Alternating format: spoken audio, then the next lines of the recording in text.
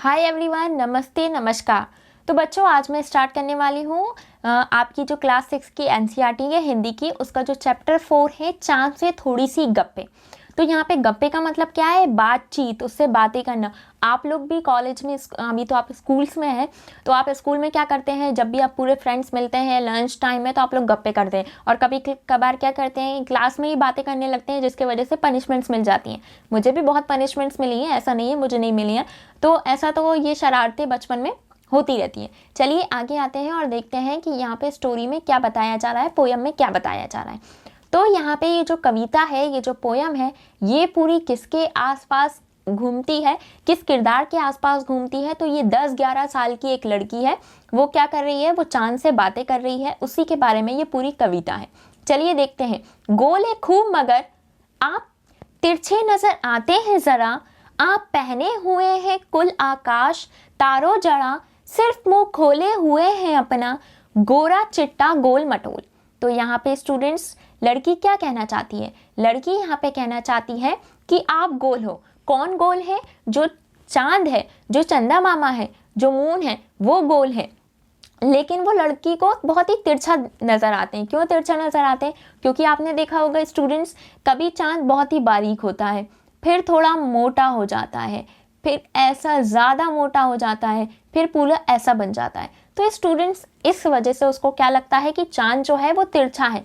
और वो ये भी कहती है कि आप पूरे आकाश को अपने अंदर पहने हुए हैं, ओढ़े हुए हैं, और आपके आसपास क्या है? तारे भी हैं। आसपास क्या है? तारे भी जड़े हुए हैं। क्योंकि आपने देखा होगा मून जो है, चंद्रमा जो है, जो अपने चंदा मामा है, वो रात में निकलते हैं, और जैसे ही रात में निकलते हैं पूरे आसमान में तारे होते हैं। तो जो छोटी सी लड़की है वो क्या कहना चाह रही है? वो यही कहना चाह रही है, जो 10-11 साल की लड़की है, कि आपके आसपास तारे भी हैं और आपका जो मुंह है वो खुला ही रहता है। हमेशा आप अपने मुंह को खोले रहते हैं, और आपका जो मुंह है वो कैसा है? गोरा चिट्टा, और आप कैसे हैं?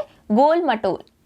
तो स्टूडेंट्स, अब वो 10-11 साल की है, तो आप समझ सकते हैं आपकी तरह है, और वो आपकी तरह मासूम सी बातें भी कर रही है। अपनी पोशाक को फैलाए हुए चारों से मत आप कुछ तिरछे नजर आते हैं, जाने कैसे खूब है गोकी। तो वो कहती है कि आप पूरी तरफ अपने आप को फैलाए हुए हैं, जिसके वजह से आप क्या हो रहे हैं? आप मुझे कुछ तिरछे नजर आते हैं। मुझे समझ में नहीं आता कि मैं क्या कहूँ, लेकिन आप मुझे तिरछे नजर आते हैं। खूब है गोकी वाह जी वाह, हमको बुद्धू ही गिरा समझा है, हम समझते ही नहीं जैसे कि आपको बीमारी है। आप घटते हैं तो घटते ही चले जाते हैं, आप बढ़ते हैं तो बस यानी कि बढ़ते ही चले जाते हैं। दम नहीं लेते हैं आप तब भी लाकू लाही, गोल ना हो जाए बिल्कुल गोल, ये मरस आपका अच्छा ही नहीं होने में आता है। तो यहाँ पे वो क्या कहती है कि आप हम सबको क्या कर रहे हैं? बेवकूफ़ बना रहे हैं, क्योंकि आप जब बढ़ते हैं तो बढ़ते ही चले जाते हैं। क्योंकि मैंने अभी आपको बताया, पहले चांद बहुत ही बारीक होता है, फिर थोड़ा मोटा हो जाएगा, फिर थोड़ा मोटा से कैसा हो जाएगा? फिर ऐसा हो जाएगा, फिर क्या हो जाएगा? फुल मून बन जाएगा। ओके स्टूडेंट्स, और फिर ये भी कहती है कि लड़की कहती है कि जब आप बढ़ते हैं तो बढ़ते चले जाते हैं, और आप जब घटते हैं तो घटते चले जाते हैं। क्योंकि स्टूडेंट्स, जब फुल मून हो जाता है तो उसके बाद वो कम भी होता है। कम कैसा होगा? कि फिर ऐसा हो जाएगा, फिर उसके बाद थोड़ा ऐसा हो जाएगा, फिर उसके बाद ऐसा हो जाएगा। तो ऐसा वो बढ़ता भी है और फिर उसके बाद घटता भी है, क्योंकि जो डेट्स हैं उसके हिसाब से बढ़ेगा। जैसे मंथ पूरा हो गया और फिर उस हिसाब से घटेगा भी। पूर्णिमा, अमावस्या, ये सारी चीज़ें आपने सुनी होंगी।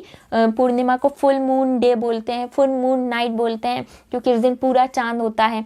तो ये लड़की जो है 10-12 साल की, वो यही बोलना चाह रही है, और कभी जो है उस पूरे उसके माध्यम से यही कहना चाह रहे हैं। क्या कहना चाह रहे हैं? वो ये कहना चाह रहे हैं कि हाँ, जब ये जो लड़की है वो कहती है कि जब आप बढ़ते हो तो बढ़ते ही चले जाते हो, मतलब आप जब बढ़ते हो तो बहुत ही बढ़ते चले जाते हो, और जब आप घटते हो तो बहुत ही घटते चले जाते हो। हमें आप बुद्धू बना रहे हो, हमें आप पागल न समझो। हम आपकी बातों को समझ रहे हैं, हम आपकी चीज़ों को देख रहे हैं। आप क्या हो? आपको कोई बीमारी है। और इसके जो कवि हैं वो है शमशेर बहादुर सिंह। जो यहाँ पे किसकी बहादुरी का वर्णन कर रहे हैं, एक चांद की बहादुरी का वर्णन कर रहे हैं, क्योंकि आपने ज्योग्राफी में पढ़ा है कि जो मून होता है वो नेचुरल सैटेलाइट होता है और सारी चीज़ें। बस ये कविता के माध्यम से मैं आपको यही बताना चाहूँगी कि वो जो नन्ही सी नादान सी बच्ची है वो किसके बारे में बताती है, वो आपको चांद के बारे में बताती है। और उसे लगता है कि चांद जो कम और ज़्यादा हो रहा है वो बीमारी के चक्कर में है, लेकिन ऐसा नहीं होता है, वो डेट्स और कैलेंडर्स और टाइम्स के हिसाब से बढ़ता और घटता है। चलिए ये यहीं एंड होता है, अब अपन मिलेंगे नेक्स्ट वीडियो में, तब तक के लिए बाय, टेक केयर।